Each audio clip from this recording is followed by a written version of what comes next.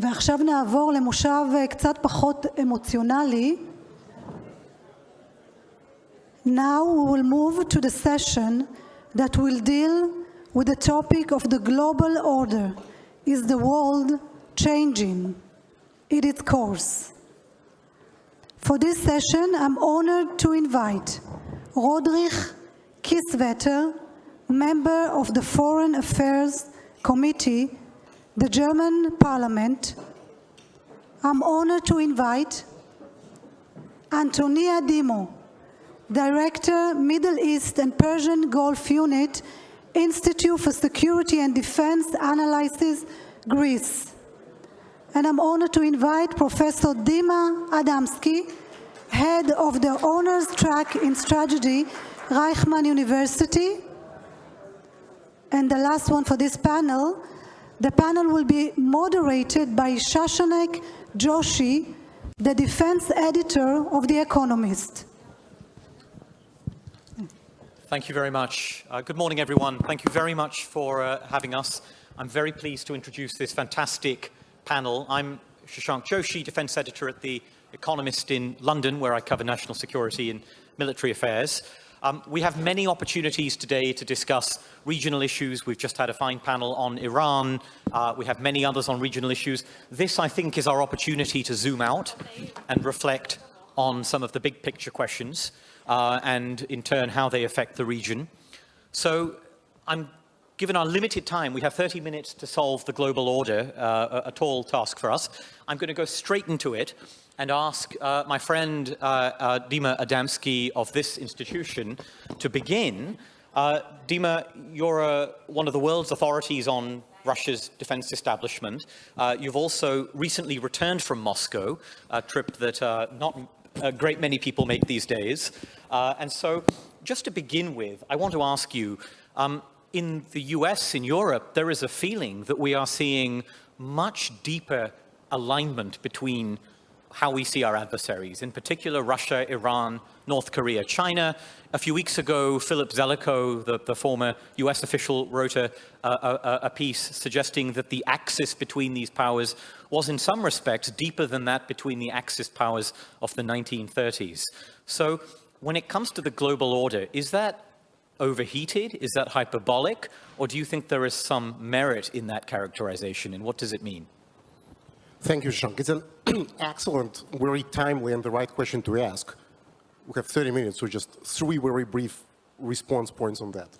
I think this historical analogy is useful. There are some similarities, but there are also some differences. So let me just make 3 points to reflect on that. First of all, we are not really looking at the coherent alliance the way how Axis used to be during the pre-war or the Second World War time. However, and that's point number 1, we're looking at some sort of common denominator of people, using Dostoevsky's point or title, or countries that are insulted and humiliated, as the famous Dostoevsky books go by. Actors that want to challenge and to reformulate world order. Actors who believe that, if we're using a Russian term, try to arrange multipolarity, or Chinese term peaceful coexistence, or Iranian term new geometry of world order. But all these terms are basically referring to an effort of these actors to reformulate, rebuild regional and world order. Make the world order and international system more favorable to them. That's point number 1. That's a common denominator. The second one is all of them, in this way or another, are engaged or are following very closely to what we would call laboratories of learning about 2 major wars that are going on right now in the world. One in Ukraine, one here in Israel. It's a human tragedy, of course, each of them, but I'm referring to them as laboratories of learning because all these countries are actually turning into a community of learning. They're looking at these wars, they're learning lessons from these wars, they are assisting each other in these wars, and what is very important, lessons that they learn from these wars will refine the way how they think about their space of the possible as far as reformulation of the world order is concerned. And my third point is there is no master plan. I mean, they're not coherent alliance, and that's maybe the main difference from their axis of the pre-World War II order. However, in contrast, their level of cooperation, their level of joint knowledge development, their level of arms transfers is more advanced than previously then. And we know from history that Soviet Union was looking at conflicts in Holking Goal vis-a-vis Japan. Japan was looking at its conflicts with China in Manchuria. Italy was looking at its lessons from Ethiopia.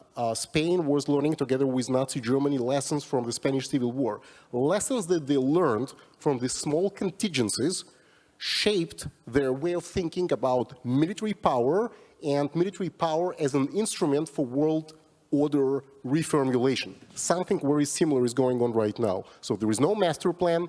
There are very significant exchanges of knowledge and transition of knowledge and joint knowledge development, and it can matter very big in their forthcoming future. Although right now there is no formal alliance the way we knew it during their pre-World War II world order. Thank you. Thank you, Dima. That's really interesting on the flow of knowledge, know-how, ideas between these different countries. Antonia, can I turn to you and look at another aspect of this, which is the role of US-China relations in this great power churn that we're seeing at the minute. We saw a major summit between Xi Jinping and Joe Biden last year. There is a sense that both sides are trying to manage this relationship, but we're also seeing real tension in the South China Sea. Indeed, a Philippine sailor being injured last week alone, and the US has a defense relationship, an alliance with the Philippines. So can you give us your sense of how you see US-China relations evolving, and whether the two sides you think are going to be able to manage this relationship through sort of peaceful coexistence in Asia, or whether you see a more sort of dark and difficult prognosis ahead? Thank you for that very, very interesting question. I would like to add to the question the element of the war on Ukraine. The war on Ukraine, while it has fueled instability in its respective regions, it has also fueled uncertainty in the global economy and the energy supply systems, while it has accelerated the move towards multipolarity. So what we're seeing is that because of the war on Ukraine, there has been an unleashment of this kind of multipolar world order, where we have major conflicts, frozen conflicts that have come to the forefront, like, for example, which are not going to be solved through a traditional diplomatic military means. So we have seen Azerbaijan, for example, going through a very swift military conclusion of a long-standing conflict, which is in the Nagorno-Karabakh. All that shift has accelerated the power struggle between the US and China, and it has also accelerated a repetition of the restriction, the opposition of the global South that you mentioned with the West on a broad range of issues, including the global economy, the global security. And so at the same time, we have seen experienced signals that the world order is shifting to multipolarity. This can be attested by expanding the BRICS. We have seen that 5 members were originally, but they have expanded to 11 as of the start of this year. And we have also experienced as well the de-dollarization of the economies. So due to the war in Ukraine, the de-dollarization process, which primarily benefits China when it comes to South-South trade and lending, it has also been complete in Russia's relations with China.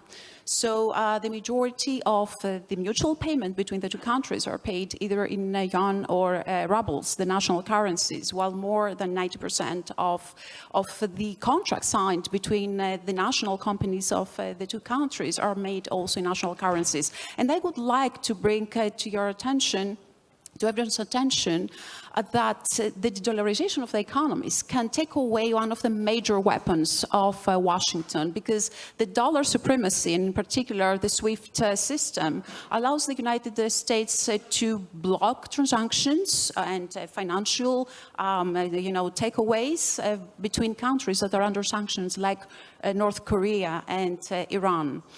And another point that I would like to highlight, taking into consideration your initial statement, is that the power struggle between China and the United States of America, with a large group of non-aligned companies, countries in between, accelerate, and they favor the military rapprochement of Russia with North Korea. Just a few days ago, that military agreement was signed between the two countries, where that military agreement contains a mutual defense clause affirming both countries' commitment to support each other if either one is attacked. And that has raised serious concerns in Washington and beyond for the likelihood of Russia assisting North Korea's nuclear missile program. And last but not least, I would like to highlight that shifts in the world order translate into shifts in the global supply chains. So it is in this context that Washington has pursued a strategy of de-risking trade. And the American government is offering a number of financial incentives as we speak, such as granting loans under the CHIPS Act for reshoring semiconductor production, whose supply chains are very complex, specialized, resulting in very strong global interdependencies. So I'll stop here, and we'll Antonia, thank you so much. And you very helpfully described a world which is more fragmented, in which non-aligned powers are more important, more assertive, in which American power is more constrained institutionally, materially. And this brings me to you, Roderich, because I think this raises great questions for Europe. And you speak as a member of the Foreign Affairs Committee of the Bundestag, a country that is Europe's largest economy, a country that will soon be Europe's biggest military power as well, which is not a state of affairs that we're accustomed to if you reach 2% of GDP on defense. And the question I have is, we as Europeans are still dependent on US military power. We're still politically aligned to the United States, despite the constraints and shifts that Antonia described. And we are squeezed from both sides in the trade competition that Antonia described, both from the United States and from China, which is a swirling debate in our countries, particularly yours, facing an influx of Chinese electric vehicles and goods and other technologies.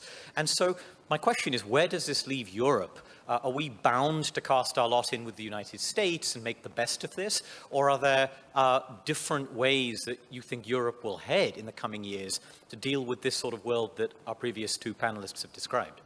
Thank you very much indeed for your brilliant question, but also for the invitation to this marvelous conference. Thank you. First of all, I believe that the so-called rule-based international order, which was built since 1946, is really at stake.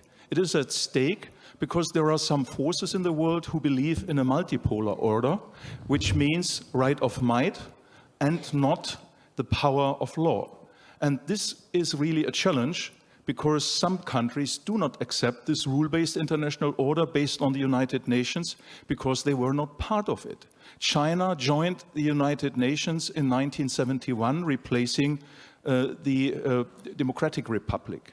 So China always can say that they were not part of the construction. Second, all powers of the Second World War who won the Second World War are part of the permanent members. And all of them are nuclear powers, and they have a veto power.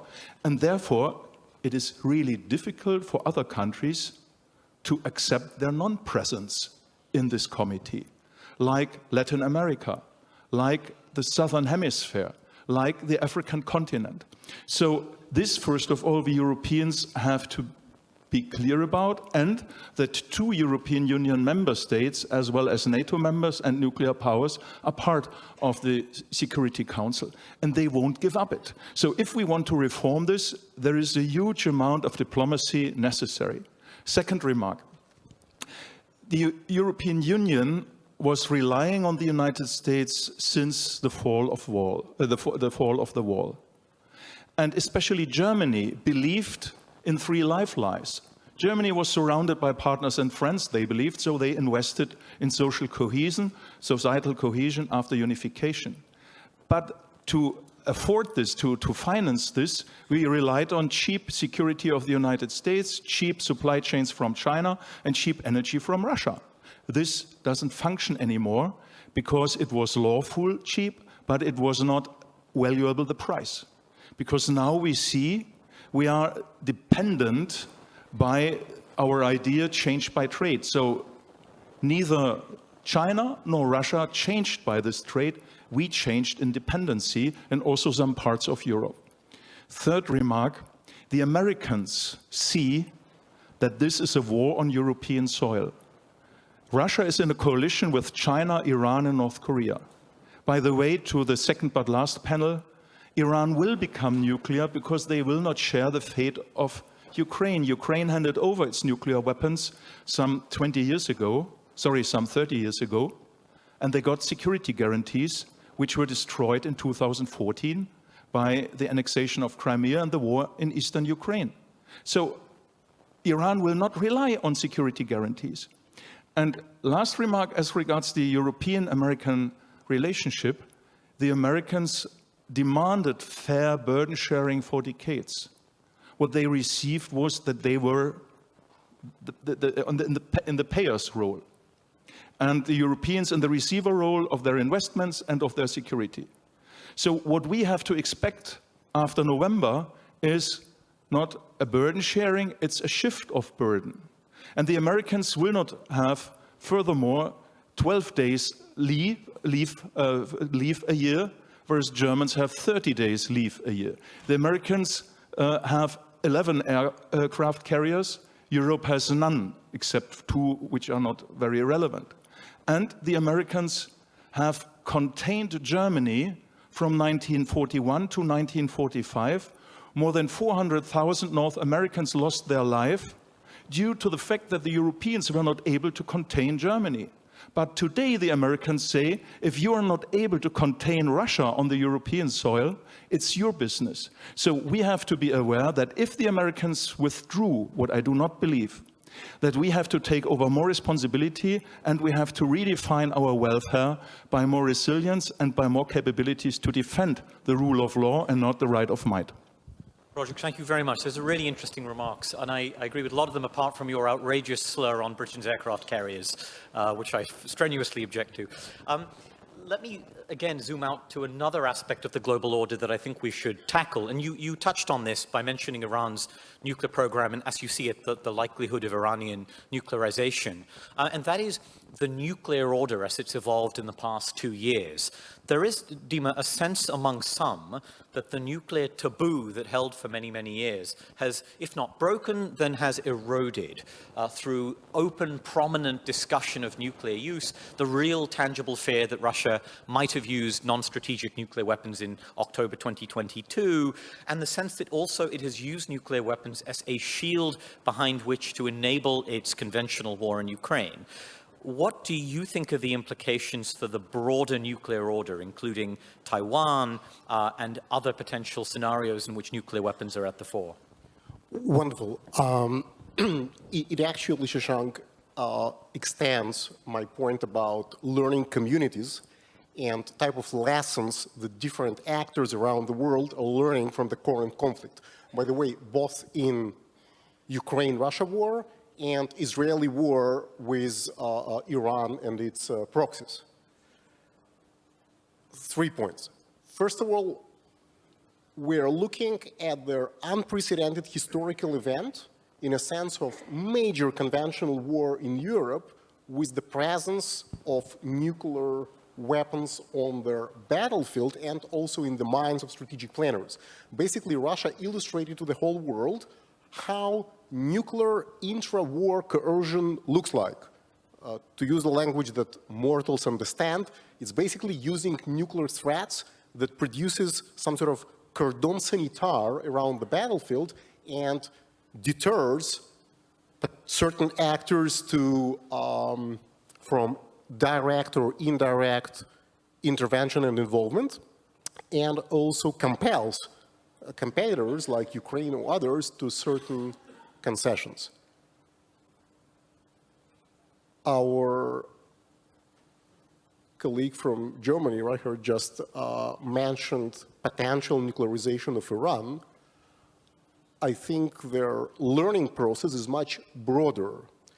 Both current members of the nuclear club, potential newcomers to the nuclear club, are learning lessons from this episode. They're also learning lessons from the destiny of Ukraine that you mentioned. We usually tend to associate potential nuclear proliferation with rogue states. We very rarely think about forces of light, if you wish, considering nuclear rearmament or nuclear procurement. But I think what this war might learn, different actors, and we still know very little about how different strategic communities around the world are learning about it, what kind of lessons they might learn. So I think, one, the right question to ask is, what lessons for their members of the nuclear club, this current war in Israel and in Ukraine, as far as nuclear intra-war coercion is concerned, is producing? That's one. Number two, how potential newcomers to the nuclear club are thinking about their potential nuclear programs. And number three, and you may not have enough, maybe some of us will not have enough stomach for that, but if I were Ukrainian, I would ask questions about political will and capability of my country to consider nuclear option. I think this is the right question to ask, especially given the correlation of forces on their battleground right now in Ukraine, given growing war fatigue both in Europe and in the United States, and also given the consolidation of Russian state. So it should come as no surprise if in the not so distant future, the question of Ukrainian nuclear considerations comes again on their agenda. So that's a sobering thought. We have under 4 minutes left of this panel, so I'm going to ask the same question to both of you and ask you to be extremely brief, which is that could you tackle the Donald Trump elephant in the room and give us your sense of how you think it will affect these questions that we have been discussing, whether that is competition with China, the relationship with Ukraine, the nuclear order in which it's possible a future Trump administration may not be as bound to non-proliferation norms and shibboleths that have governed US policy for many years, let's say, and European defense too. So Antonia, beginning with you, and as briefly as you could, please. I'll be as much... You can see our ticking clock yes, there, I can see that, so I'll be as much brief as possible. So, yeah, I mean, the Trump question, it's a $1 million question, I would say, because during the pre-election presidential period, we saw that he made a statement that if he's re-elected, he will swiftly proceed with cutting the American military support to Ukraine. And this has been, frankly speaking, the main reason why European and other allies of Ukraine are seeking long-term support, to secure long-term support for Ukraine, having in mind that the Trump second term would likely revocate that American support. So we see that, of course, the Biden administration has recently extended long-term security guarantees to Ukraine, and of course, after the approval by Congress of aid of more than $60 billion aid to Ukraine. And what is also important in the NATO context, NATO countries have moved swiftly in over plans in taking over from the United States in coordinating military trade, military aid to Ukraine. A move, frankly speaking, that has been viewed as an attempt to Trump-proof the Western aid to Ukraine. So, yeah, the challenge is great, but from our side, I mean, the European Union is also taking its steps forward, especially when it comes to gaining greater defense autonomy, greater strategic autonomy, and that's why discussions are underway way within European institutions for Europe to defend more, to spend more in its defense. Because at the end of the day, we have to be in a position to maintain our integrity in our life of thinking. And of course, we have to be in position to contribute to the sustainability and to the territorial integrity of key allies and friends like Ukraine. Thank you, Roderich. Yes, very brief. What was the task of Trump 8 years ago? What was his main demand? 2% in defense and a more agile economy. Well, we have achieved with more than 20 NATO states now the 2% investment of GDP, some even more, especially the Baltic states, the Northern and Eastern European states. Mission accomplished. Second, I believe it is of utmost importance to make the Americans clear, bipartisan, that without a European partner being accepted and being handled with care, the Americans will lose impact in the world. And third, we Europeans have to understand that we have to invest more in our own resilience, that we have to combine resilience with welfare. It's not a contradiction, it's a combination. And by having said that, I believe that we should make clear that the security of each single NATO member has the same value as the security of Canada or the United States. And then we should be open for Ukraine. And in the long run, we should be open for negotiations with Russia after Ukraine has restored its territorial integrity. Thank you.